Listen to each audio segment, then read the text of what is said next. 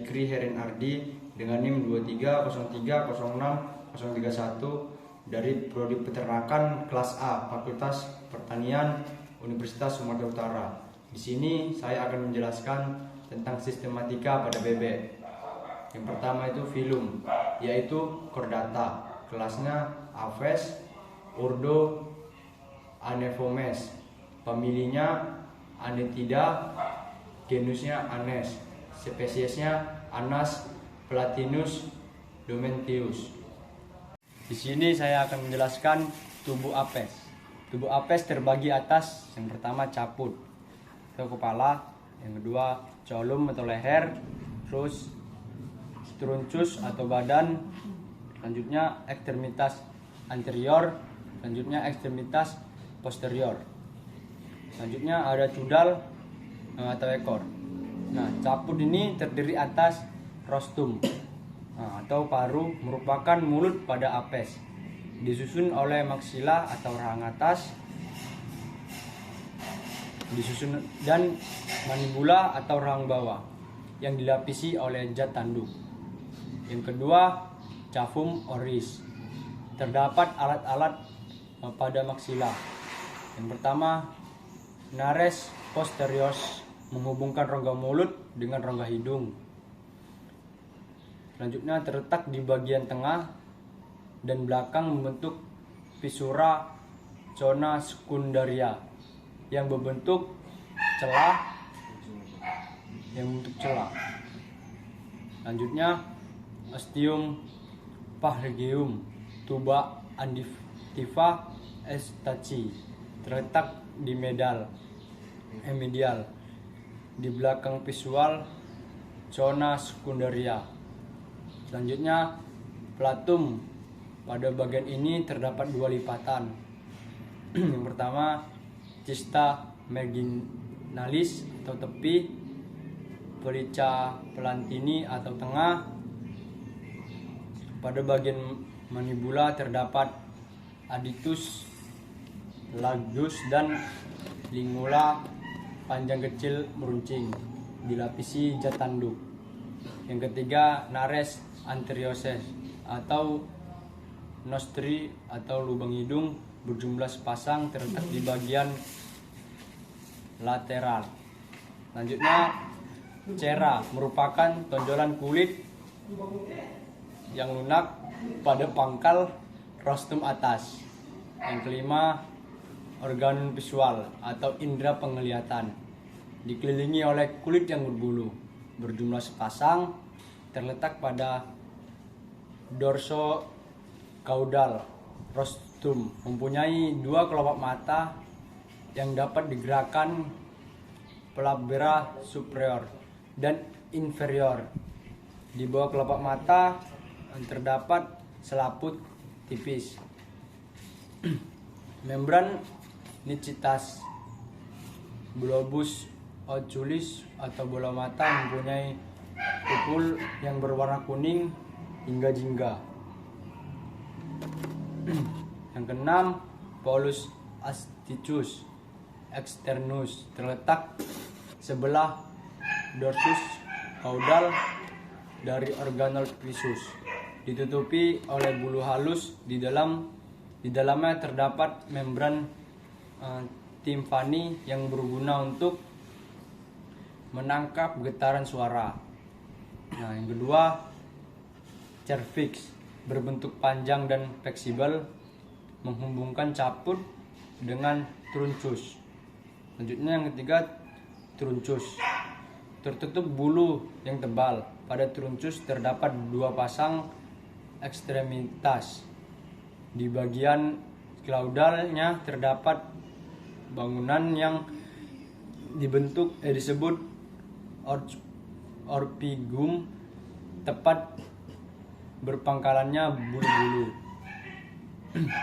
bulu-bulu ekor.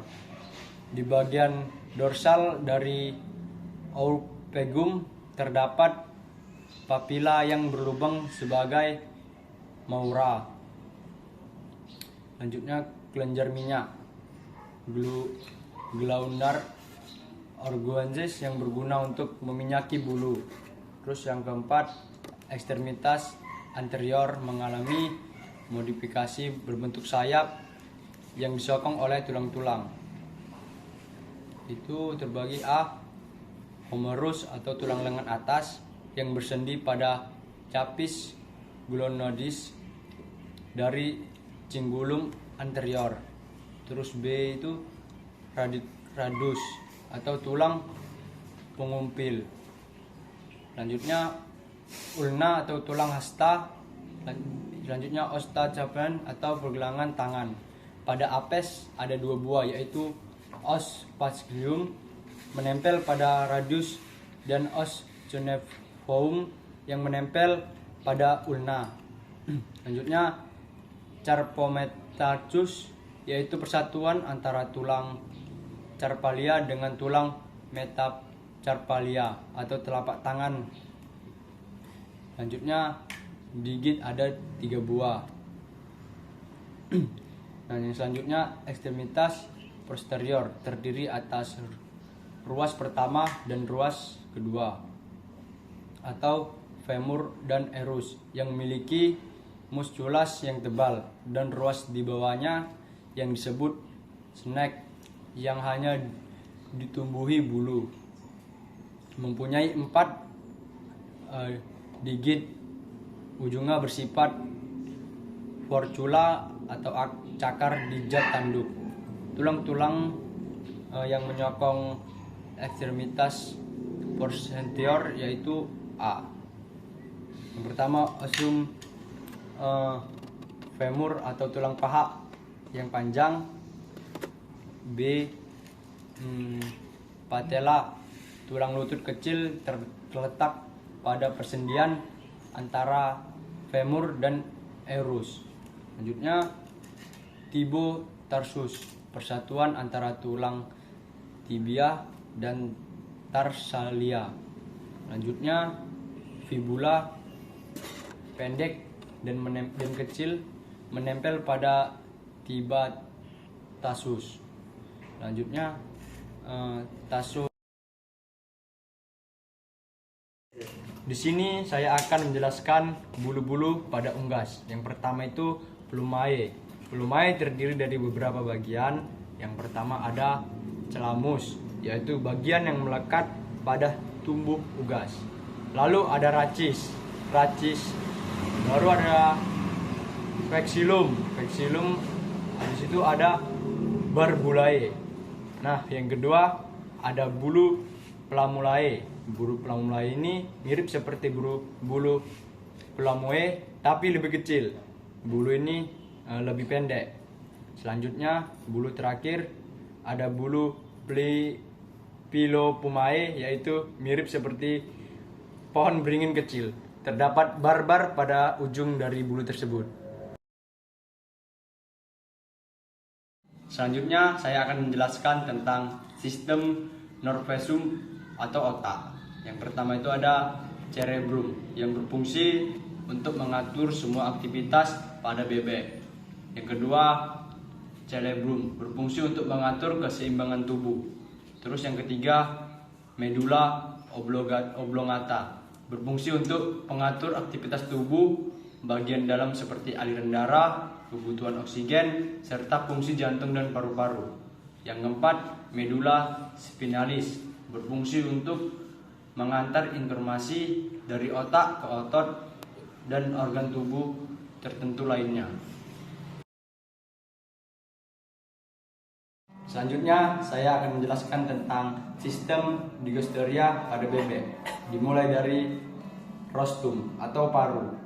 Nah, yang kedua itu ada esophagus, merupakan saluran lewat makanan setelah masuknya melalui rostrum.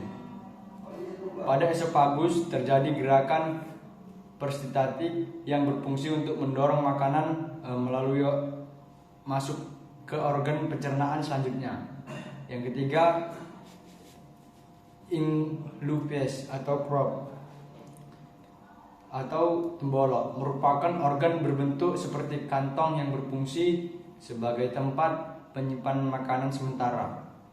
Pada bagian crop, makanan akan dilunakkan dengan getah yang dihasilkan crop. Yang keempat ada propeticulus yang berfungsi sebagai tempat pencernaan makanan secara enzimatik.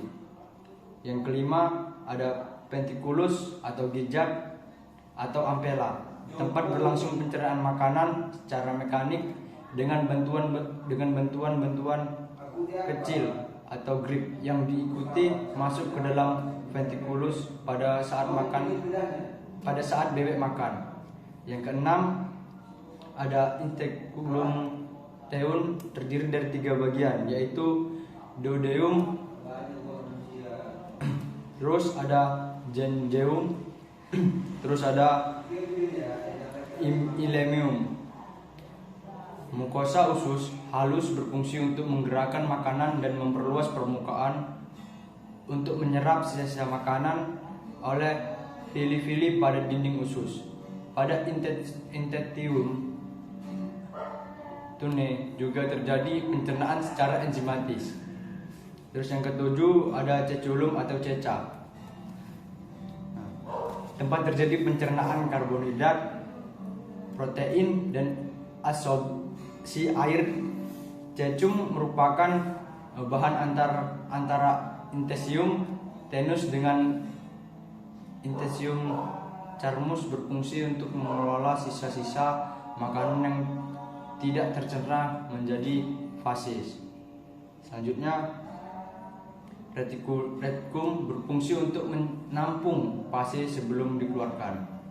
Selanjutnya ada cloaca merupakan organ pencernaan akhir yang berfungsi untuk jalan keluarnya fase. Selanjutnya saya akan menjelaskan sistem respiratori atau pernapasan. Yang pertama itu ada nares atau lubang hidung. Pada bebek ini berguna untuk mengambil udara sehingga bebek bisa bernapas dengan baik. Yang kedua itu ada glotis dan laring. Laring juga mempunyai fungsi sebagai jalan masuk udara selama proses inspirasi.